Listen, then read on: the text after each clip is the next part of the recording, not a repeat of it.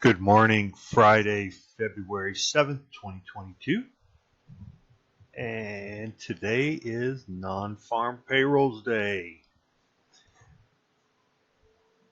Okay, well, yesterday we had, and I deleted it, but yesterday we had target one right about there.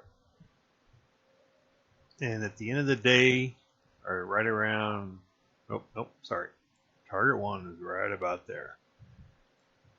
Missed it by 2 points, I believe. You can see after hours we got to it, but during market hours we did not get to it. That's okay. We had a target one there. Targets 2 and 3 were down here. The CPR, central pivot range, was right in here, and we kind of hung out there most of the day. So we had this big spike up, and then we had a sell off. I had a nice little short in here, and yeah, it was a decent. I mean, it wasn't a decent day. It was a kind of a boring day, to tell you the truth. But you could still make some money off it. All right, so today you might see I've added a few things, and I'm going to start to keep an eye on it. I'll post it for a while. If it works, I'll keep it on. If not, I'll take it off. My charts are getting pretty busy. I do not like that, so something might go. It might be that these support and resistance goes. I don't know. I kind of like them. They do work. We'll see. We'll just let this thing evolve, and I'll kind of give you an idea of my evolution as we go. So I'm going to be adding weekly targets 2 and 3 and weekly target 1.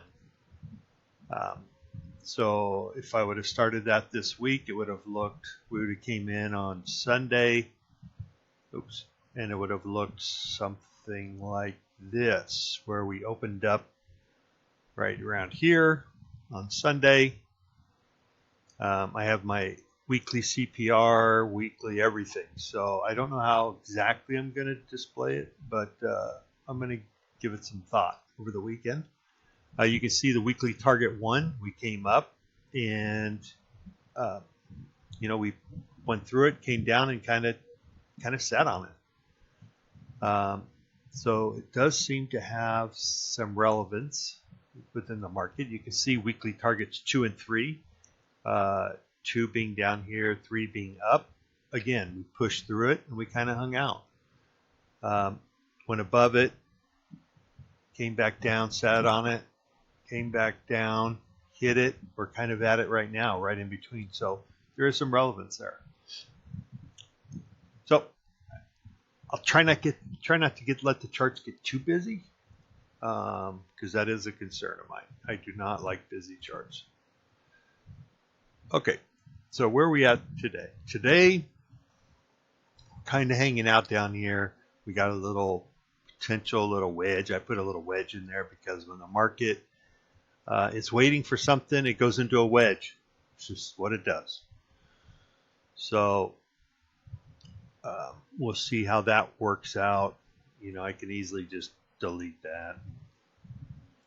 On a smaller time frame, I think you'll see a wedge pattern coming into play, and go from there. So today, first of all, the pivot point. The pivot is 37.73.50.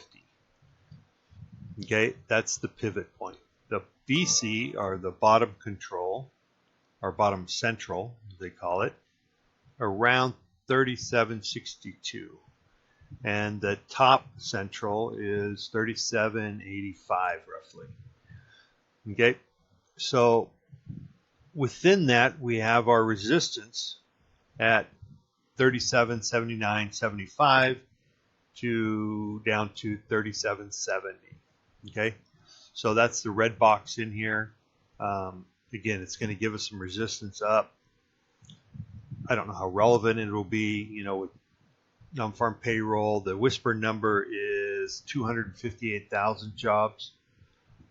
So my guess is if that number is higher than 258, the market will come down, and if the number is lower, then we'll go up. question is how low, right? So if we get 250, do we go up? I don't think so. I think it would have to be like a big number. Well, let me rephrase that. I don't know. I'm just going to say I don't know. Why? Because we're so crowded to the downside.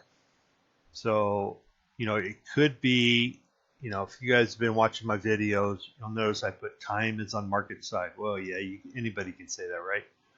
Okay.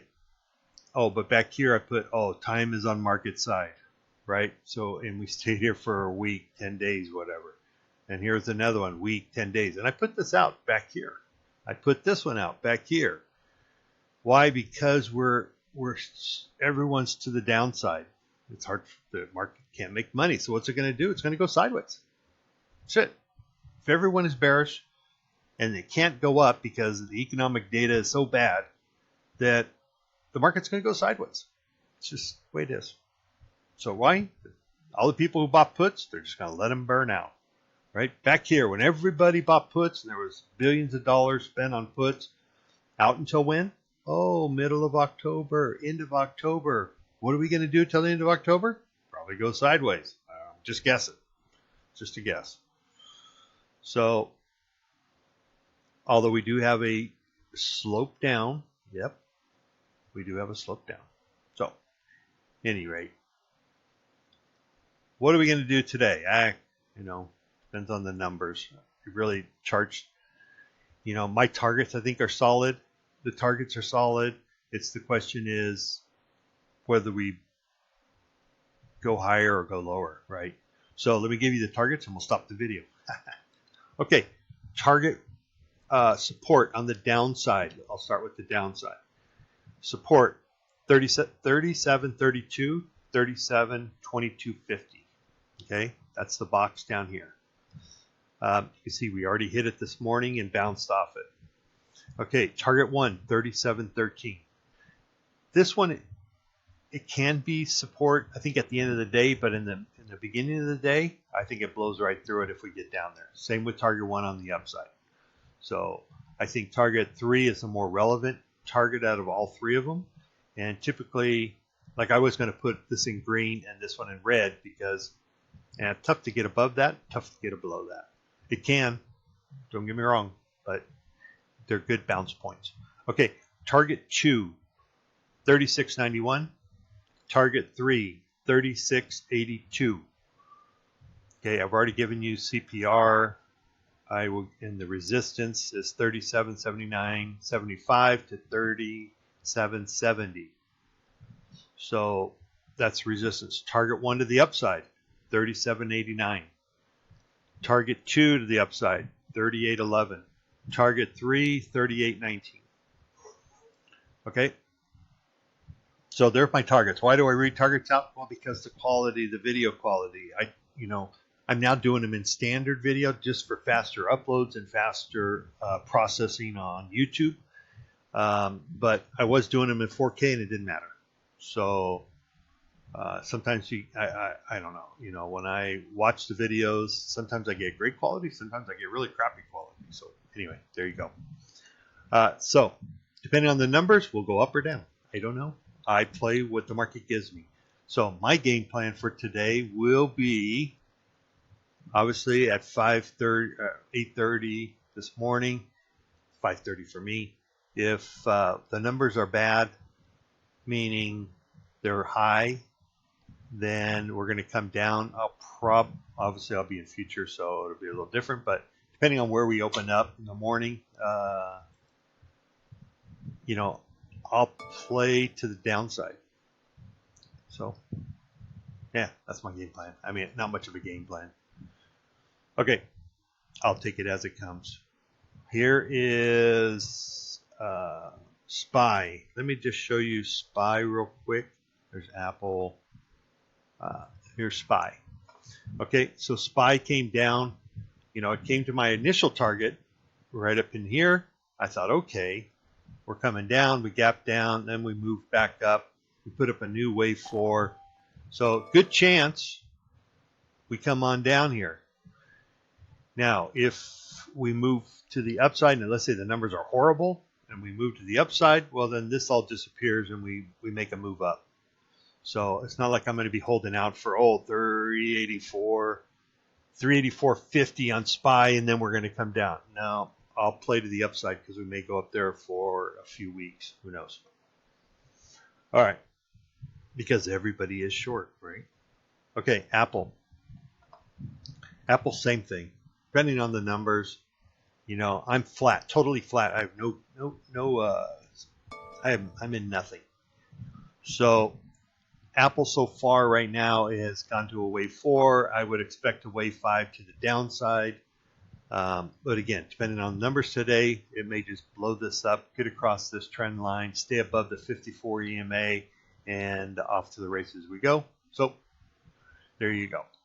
Okay, one last thing I will share with you guys is